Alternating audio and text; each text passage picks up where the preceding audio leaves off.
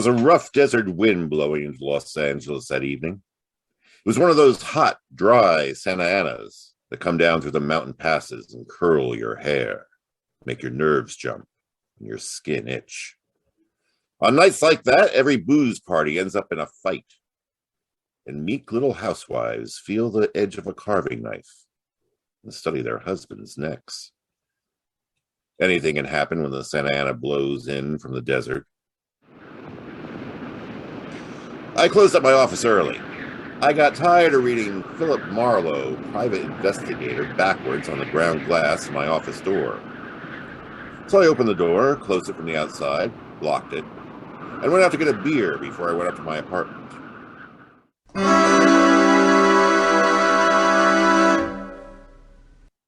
Filler up again, Mr. Marlin? Marlowe. Marlowe. Marlin is a fish. Yeah, I know. Hey, bartender, give me another ride. That drunk again. Comes in here every night. And what did you expect in this business? Movie starlets? Don't I wish? Make it snappy, will ya? It be right with you, sport. I gotta draw this man a beer. For crying out loud, these stumblebums who come in here. You got another customer, Bacchus. Evening. What can I get for you? Hey, Bud, you seen a lady in here lately? A lady? Tall, good-looking, brown hair, print bolero jacket, and a blue silk dress? No, sir. No, sir. Nobody like that's been in. All right, straight scotch, fast. I left my engine running out there. Yes, sir. Yes, sir. This slick-looking, sarcastic guy stepped up to the bar and drank his scotch whole.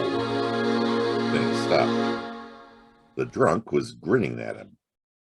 And then, without changing his grin, the drunk swept a gun out from somewhere so fast it was just a blur coming out. Made a couple hard snaps. And then a little smoke curled. Very little. All right, you other guys. Don't move. So long, Waldo. All right, don't move, you two. Oh, Waldo. Bet I made his nose bleed. So long, boys. Drink up. All right, get on that phone, kid. I'll get his license number. Holy smoke, holy smoke, holy smoke! Too late. Drove away with this dead guy's car. Maybe he ain't dead. He's dead, all right. Where's your phone? Phone? Get on the phone, pronto. This is for the police. The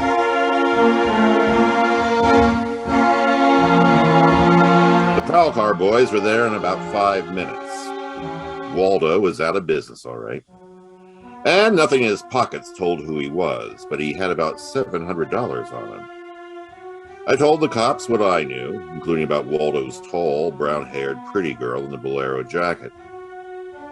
It was about 9 o'clock when I stepped out of the elevator in my apartment house and almost walked right into a tall, brown-haired, pretty girl in a bolero jacket, waiting for the elevator on my floor. Oh, excuse me. Just a minute, lady. I said excuse me. I'm in a hurry. Now, if you'll be good enough to step out of the... Look, you better not go outside in those clothes. Just what do you mean by telling me what... This is not a make. You're in trouble. Trouble? Yeah, the cops are looking for you in those clothes. But I haven't done anything Now that... look, I'm in room 41 across the hall, and I've never collected an etching in my life. All right, I'll go with you. I'll go. I got to my room and rustled up some scotch and soda, brought the girl her glass. When I did, she had a small automatic in her hand. It jumped up at me, and her eyes were full of panic. I put down both glasses on the table, slowly, so that I wouldn't be misunderstood. Now look, sister, maybe this wind has got you crazy too. Don't move. Be careful. Don't move. A man just got shot in a bar down the street. Before he got it, he'd been asking about a tall, pretty girl with a bolero jacket, like yours. What'd he look like, this man? Tall, 5'11", slim, dark brown eyes with a lot of glitter. Dark suit, white handkerchief in the breast pocket. And he must have seen you earlier tonight to know how you're dressed. How am I getting along here? He used to be my chauffeur. You had an appointment with him, didn't you? Listen, he asked for you, didn't he? Yes, I had an appointment with him. He'd stolen something from me when he left 3 days ago. I was going to buy it back from him. Why didn't you tell the police? I couldn't tell them. It was valuable, wasn't it? I mean, valuable enough for Waldo to steal it. $15,000. Oh, that's peanuts. It wasn't the value. It meant something to me. The man I love gave it to me. And now he's dead. He was a flyer shot down over Germany. Now go back and tell my husband that. He probably hired you. He did? Well, how much is he paying me? And where is this husband of yours? He's at a meeting. This late at night? He's a very important man. He's a hydroelectric engineer. I'll have you know that my husband is one of them. Skip it. I'll take him out to lunch sometime and he can tell me about himself. And now, about Waldo. Whatever he had on you is dead stock now. Like Waldo himself. You mean he's dead? Waldo is dead? Yes, sister, he's dead. Scream and I'll give you 2 black eyes. I'm not going to scream. Who would that be? There's a dressing room behind that door. Hide in there. But I don't want to. Now, don't argue with me. Just do it. All right, all right.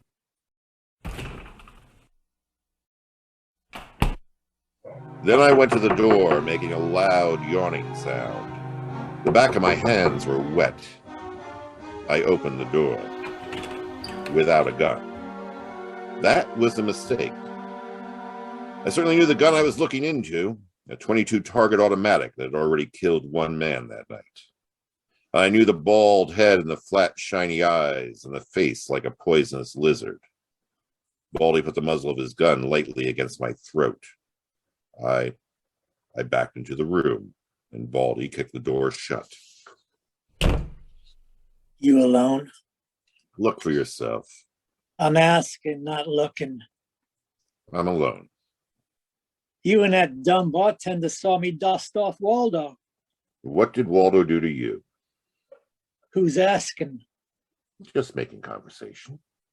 He stooled on me on a bank job we did together. Got me 4 years in Michigan Penn. How is he? Dead.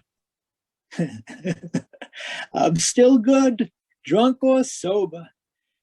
Tell me why I came here, pal. You heard the bartender and me talking, and I told him my name, where I lived. That's how, pal. I said, why? Skip it. The hangman's not going to ask you to guess why he's there. You're pretty tough at that, ain't you? But you slam it off, pal. All right, but could you get that gun out of my neck and try somewhere else? Oh, yeah, sure. Is this better? This suit you all right? Just so it isn't my neck. Say when, pal. It's your party. I leaned against the gun. The door of the dressing room showed a crack of darkness. The crack widened. I began to shake a little. The girl came quietly into the room, but there was white all around her irises. She was scared. She had her gun in her hand, but I was sorry for her. Dead sorry. She tried to make the door scream. Oh, either way, it'd be curtains for both of us. You scared, mister? You worried about any little thing? I couldn't talk. The girl floated in the air somewhere behind Baldy, and her horrified face was drifting towards us. My mouth was as cold and dry as yesterday's toast. Well, kid, how's it feel? You ready yet? Go on, say the word. Well, don't take all night about it. If you're going to do something about it, Why not, pal? I like this. suppose I yell. Go ahead, yell, go ahead. Put up your hands! Hey, look! Huh? Oh!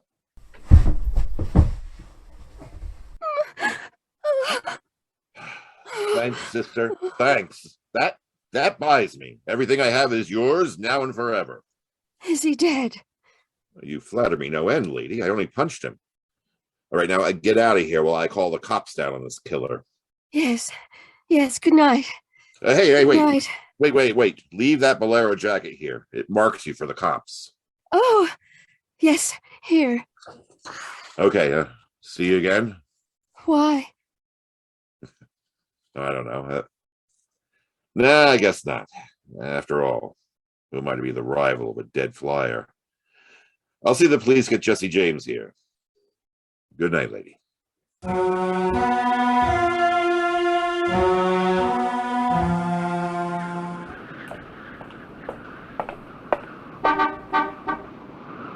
Yeah, you mean me?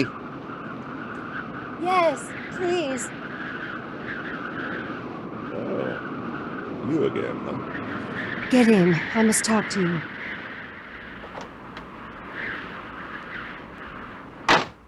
You want to know what happened at headquarters, huh? Yes. Well, I went down there and gave the law the story. Left you out of it. Oh, thank you. You saved my life, so no one knows a thing about you. Which, incidentally, neither do I. Well, my name is Mrs. Frank Barsley, 212 Fremont Place, Olympia, 24596. Is that what you wanted? I guess so. Well, there it is. Now, why did you really come back? I wanted my pearls. Pearls. Yes. Pearls, too, huh? All right. Tell me about the pearls. I mean, we've had a murder, and a beautiful mystery woman, and a sadistic killer, and a heroic rescue. So now we will have pearls. I was to buy them back from the man they called Waldo. Well, I saw everything that came out of Waldo's pockets. There weren't any pearls. Well, could they be hidden in his apartment? Possible. Waldo lived on the same floor you do, in this apartment house. Well, then why didn't I know him? I mean, at least by sight. He moved in last week. He managed to get a sublet. Oh, great. Sort of a amateur magician on the side, huh? It's getting rather late. Yeah. What about your husband this hot, mysterious night? He's still at his meeting. You could have brought him along. He could have sat in the back seat working out a problem in hydroelectrics while... While what? Well, I didn't have any answers that didn't sound cheap or just ridiculous or from the sophomore class in repartee. I did have an unlit cigarette in my hand. I threw it out the window, and I took a hold of her and kissed her. She sat very still. She was shaking when I let go of her. Her voice trembled a little when she spoke. I meant you to do that. I wasn't always that way. Only since Johnny Dalmas was killed in the war. He gave me those pearls. 41 of them, perfectly matched, with a diamond propeller clasp. I'd have loved them if they'd been wooden beads, because he gave them to me. I loved Johnny. The way you love just one time. You understand that? What's your name? Lola? Lola. Lola, how did you explain a $15,000 pearl necklace to your husband? I told him they were imitation, and I bought them myself. how did Waldo latch onto them and what they stood for? When my husband was in Argentina, Waldo and I would go for long drives. I was restless and wretched because of Johnny. Sometimes Waldo and I had a little drink together, but that's all. But you confide in Waldo about those pearls. I was a fool. And when your husband came back, Waldo stole the pearls and offered to sell them back to you, or he'd tell Papa, huh? I was a fool. And now you think the pearls are upstairs in Waldo's apartment. I suppose it's a lot to ask. No, sweetheart. I've been paid. I'll go look. Wait here, huh?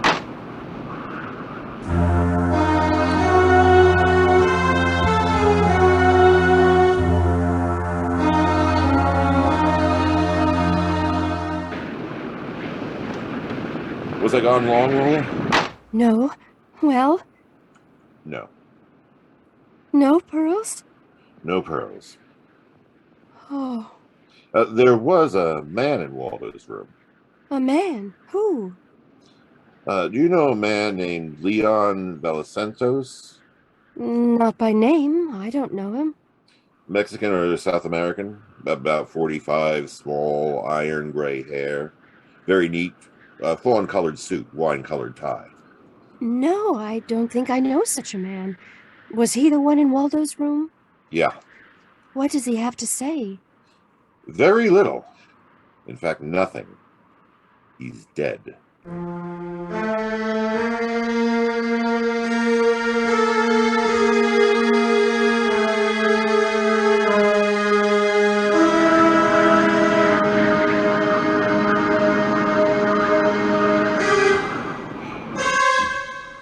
I sat with Lola Barsley in her car, listening to that jittery, furiating desert wind gallop around in the midnight streets.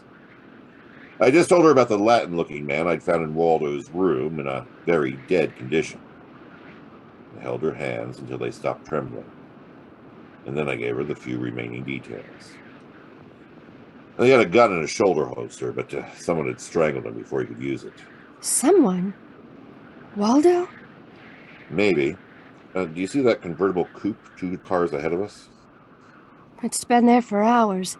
It was there before I parked here to wait for you. Yeah, Leon, the man in Waldo's room, came in that car. But according to the key containers he carried, that isn't his car. Whose car is it? Does it matter? Well, it belongs to a lady, according to the tag on the keys. A lady. Well, anyway, a woman, if you're going to split hairs. Eugenie Konchenko, West Los Angeles? Never heard of her. Uh-huh. All right. You go home now, huh? What are you going to do? Drive that flossy convertible around, wave at my friends, impress people. You run along there. Me, I've got another date.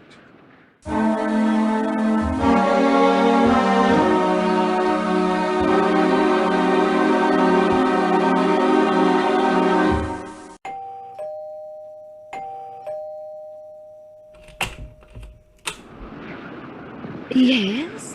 What is it, please? Miss Eugenie Konchenko? Yes? What is it? Did you lose or misplace a pigeon gray convertible coupe?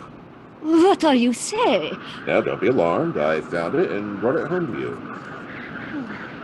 Come in, please.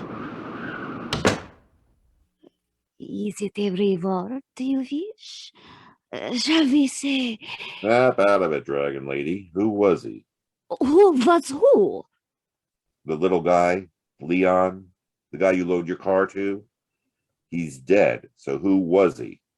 Oh, no! Oh, yes, yes. Eugenie? Darling, come here, please. What's the matter, honey?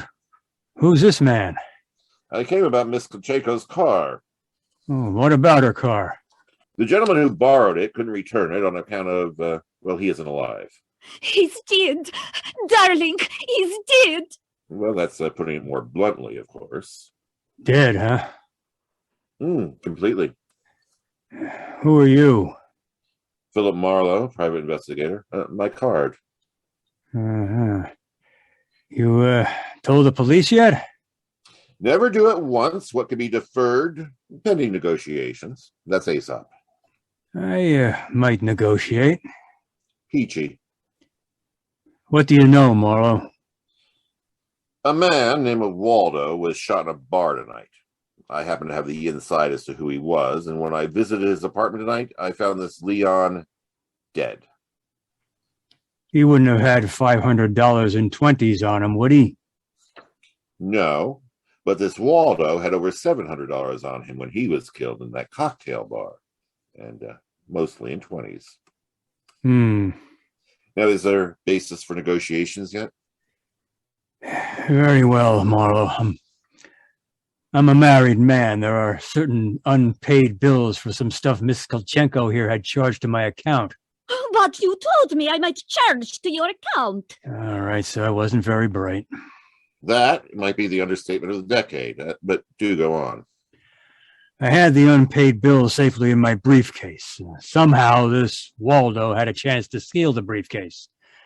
I hired Leon and gave him $500 to buy back those bills from Waldo. Instead, Waldo took Leon's dough and was forced to kill Leon in the process. Then he went down to keep another date and accidentally walked into an old pal, hostile enough to blow him down. And someone still has those bills, and I'm in for a divorce suit. The man who shot Waldo got away in Waldo's car with your briefcase in it. Yeah, it could be. Cops caught him. Oh, then the police have the briefcase.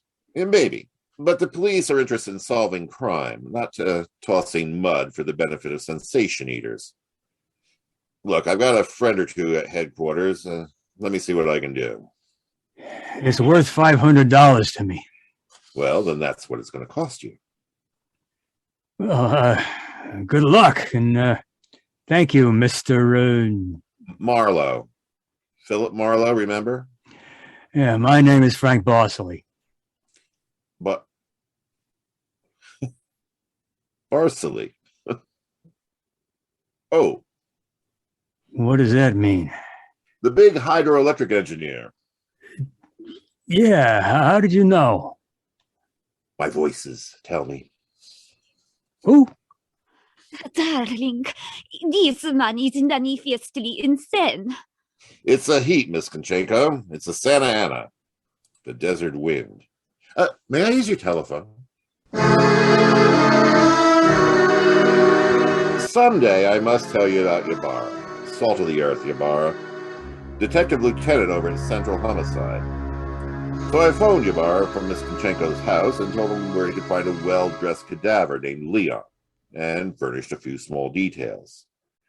I gave Ybarra time to check my tip, and then I went down to see the good lieutenant and told him why I'd been up in Waldo's room, only to find Leon instead of a certain lady's string of pearls. Pearls, huh? And I thought Waldo might have them up there. Whose pearls were they?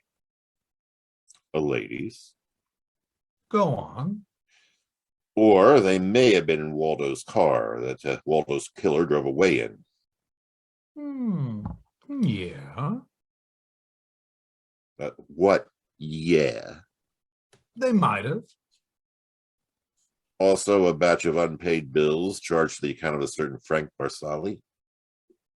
Yeah. Well, Ybarra, now the police aren't interested in domestic scandal. They want to prevent or solve crime, right? So I've got $500 for the police fund if those pearls and those bills are returned to their rightful owners. quit your kidding. No. It's a valuable necklace. Yes.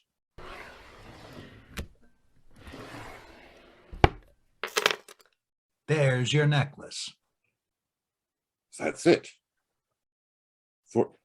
41 pearls. Perfectly matched. Diamond propeller clasp. Yep, that's the one. Take it away, Marlowe. On the level? Just tell me straight what it's all about. It's all I ask. Sure. Well, this Waldo was blackmailing a wife with the pearls and her husband with the bills. Guy by the name of Barsily. Well, Barsily sent Leon to get the bills from Waldo. Instead, Waldo killed Leon, then stepped out and happened to get shot by that guy in the bar. Now, if Barsily's name stays out of the paper, I get $500, and that goes to the police fund. We'll keep him out. Now, you see, I'm not in the case for the money. I just want to get back the bills and the pearls. As you say, Marlowe, the police aren't in business to sling mud. You can deliver the pearls to the lady yourself if you like. She lives in... No, Marlowe. You better take them to her. You see, except for the diamond propeller clasp on them, they're phony.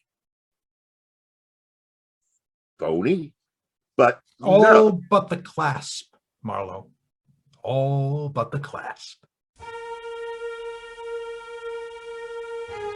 Well, I stared at Ybarra. So the flyer, Johnny Dalmas, the great lover, had given Lola a string of fake pearls. I didn't know how to tell her, but I called her up and told her to meet me at the Beachcomber at 2. I was going to slip her the news, slowly.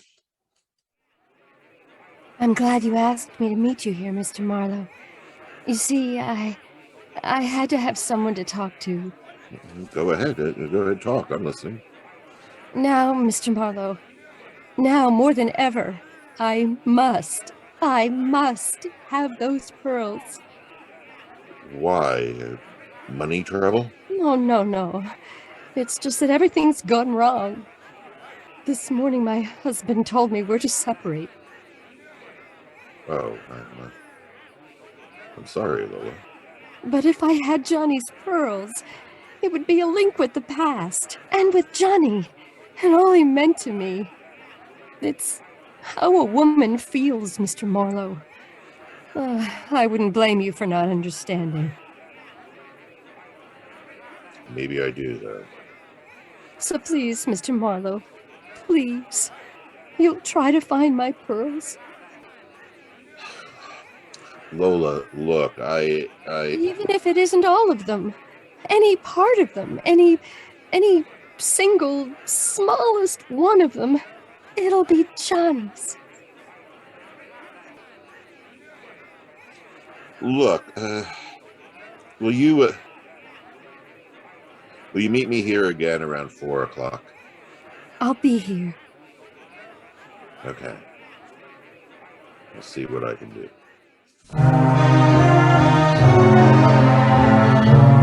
Well, there was only one earthly decent thing I could do. I took Lola's glass pearls to a jeweler, and I had him take off the diamond clasp and put them on one of those strings of so-called simulated pearls they sell you for $3, tax included. Then I went back to keep my 4 o'clock date with Lola at the Beachcombers. Well, Mr. Marlowe, anything new? Yes, the police found some pearls in Waldo's car. They found my pearls? No, not exactly. Not exactly. Well, Waldo was getting set to gyp you, Lola. He had the diamond clasp of your necklace attached to a string of cheap imitations, and he sold the real pearls. Oh, how... Oh. These are the imitations here. Yes. But it is my clasp. The clasp is real? Is that all right? Oh, yes. It's the clasp that Johnny Dalmas gave me. Of course it's all right. Oh, well, that's swell. And thank you so much, Mr. Marlowe. Forget it. I won't. Not ever. Well, is this goodbye? Yeah, I think so. You'll never get over Johnny Dalmas, Lola. But If anybody bothers you again, though, well, let me know. My name's Philip Marlowe.